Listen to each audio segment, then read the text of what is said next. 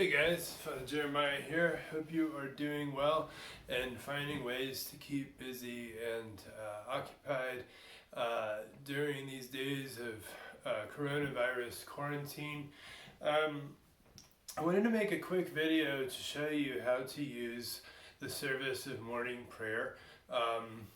As I was having a conversation with somebody the other day, and they mentioned how if you're at all new to the Episcopal Church, you probably didn't grow up using morning prayer unless you've been to seminary or maybe picked it up at summer camp or on some kind of retreat. You might not even know that it's in here, or let alone how to use it. But essentially, this is one of our daily offices, which is the church's funny way of saying it's a prayer service that you can do from home with your family or by yourself.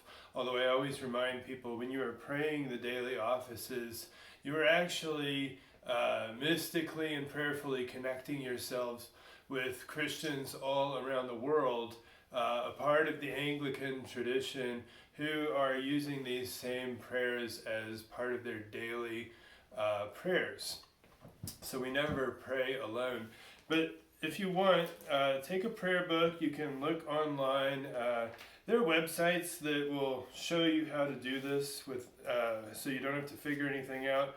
One is called Mission St. Clair, and another one is Forward Day by Day. But if you're like me and you kind of prefer the book in your hand with the turning of the pages, then in the prayer book, the service actually starts officially, and here's where it gets tricky and why I'm doing this tutorial, on page 80, but I'm going to tell you about how it's prefaced in a second. So at a former church I worked at, we had a parishioner who had a Jewish husband who often came to worship with his wife. And he would always make jokes about our prayer book not being user-friendly. He would say, the main service that you do every single week, you would think it would be on page 1 in your prayer book, but it's on page 355. And there's all this flipping around, like to get the next prayer, you have to turn back 100 pages this way. Well, unfortunately, that's a little bit true with this service too, although not as much. So I'm going to walk you through this real fast. So officially it starts on page 80. However, if you'll flip back to about 76, let's see. Now, I would just go ahead and off the top encourage you to not be a perfectionist with this. Use this as a tool. It's a beautiful service. The arc of the entire thing is one towards appreciating God's creation and instilling our hearts with an awareness of all the blessings of this life that God has given us and filling us with gratitude.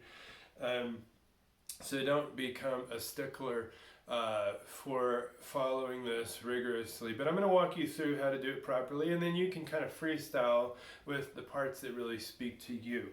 But you'll notice on page 76 that and it actually goes back to 75, I think. 75. There are little preface sentences for the different seasons of the church year. So right now we're in Lent, so I would read one from page 76. So I would just pick one of these verses, read it, and then I would turn to page 79, and I would do the confession there on the bottom of page 79, with the absolution on the top of page 80. And remember, if you're not a priest, you can still read the absolution. You just substitute the word us in place of you. So it would say, Almighty God, have mercy on us. Forgive us all our sins. That's how you would do that. Then lower down, you would see, Lord, open our lips, and our mouths shall proclaim your praise. Glory to the Father, and to the Son, and to the Holy Spirit, as it was in the beginning, is now, and will be forever. Amen. We leave off the Alleluia because it is the season of Lent, but any other time of year you would go ahead and use that. Then you see again the different seasonal prefaces. We're in Lent, so I'll skip over to that one on page 81. It says, the Lord is full of compassion and mercy. Come, let us adore him. This is used as kind of an antiphon, which means you repeat it at the beginning and end of what we're about to do. And if you turn to page 82, you'll see what we're doing. So you have a couple choices: the Venite, the Jubilate, Christ our Passover. And we won't use that one because it's got that dreaded A word and it's the season of Lent. So I like the Venite, but you would essentially pray these words: "Come, let us sing to the Lord." And then at the end, here's the flipping around thing. You would flip back and say, "The Lord is full of compassion and mercy. Come, let us adore him." So there's that antiphon thing. See, this is why I wish our prayer book was more user-friendly, so that you didn't need a master's degree to understand how to use it. But that's why I'm making this video. Refer back to it as much as you need to get the hang of this. It is a beautiful service. Then on page 84, the very next thing that comes is the psalm. And then it says the lessons below that. So what you may or may not have already noticed is that in the back of our prayer book, there is a lectionary of sorts. There's two actually. There's one for Sunday worship, like Eucharist services, and there's another for morning prayer and evening prayer and all that. And so, let's see, it starts on page 934, and you can look up the week. So I would turn in, I think we're in, week 3 or 4? Week 4 of Lent. And so you would turn to that, and then you would see there's a little divider there. On the left, that's morning prayer. On the right, that's evening prayer. And it will tell you the psalm, and then it will tell you the readings for the day.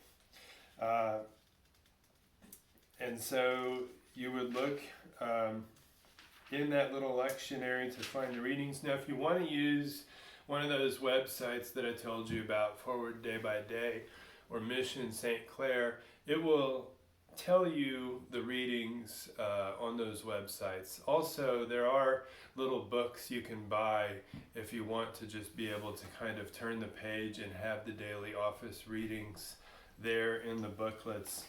But the idea is that you say the psalm, you do a reading, then you do what's called a canticle. Usually these are based on the Psalms or a passage from Exodus or Isaiah or something. But, if you look on page 86, for example, you could do the Old Testament reading, then you could do Canticle 9. Then you could do another one of the assigned readings for the day, and then you could do, Canticle 12 is a beautiful one. But you get to pick these. So you just pick whichever one you want. So you do the readings and the canticles. And then at the end, you continue with the service on page 96. Here you say the Apostles' Creed. 97, the Lord's Prayer. There's suffrages at the bottom of the page. There's A or B on the next page. You just pick one of those and say one of those. It doesn't matter which. Just try using both until you find which one you like. Then you can say a collect, which is a prayer, for a day of the week or for renewal of life or for peace. Essentially, they want you to pick one from this section. Then they want you to pick one. There's a little break here, and there's 3 more. And so you're supposed to pick one from this next section. Then there's a little space where you can add your own prayers. And you close with what's called the General Thanksgiving, which has to be one of my absolute favorite prayers in this entire book, because it kind of pulls everything together and puts it all in one place for you. Then on the back, you have one more optional prayer. It's the prayer of St. Chrysostom. It's a beautiful prayer, which you can say or not say. And then the closing is, "Let us bless the Lord, thanks be to God." And then there's 3 scriptures that you can choose to read one of these scriptures. And usually at this point, as with at the beginning, I forgot to mention, this is where you would cross yourself and say, "The grace of our Lord Jesus Christ," etc. All right, so I hope this has been helpful. I thought it'd be helpful to record walking you through this. Try this out, use it at home. Sometimes what I do is instead of the readings, I just don't do the readings. I'll do a few canticles and I'll sit in silence for contemplative prayer for 10 or 15 minutes. But try this out and see what works for you. And I hope that this becomes a rich part of your own personal devotions and prayer life. Stay safe, everybody. Take care of yourselves. Take this time to draw near to God, and I hope you can use it for some renewal in the midst of all the disruption to our ordinary routines. Peace be with you.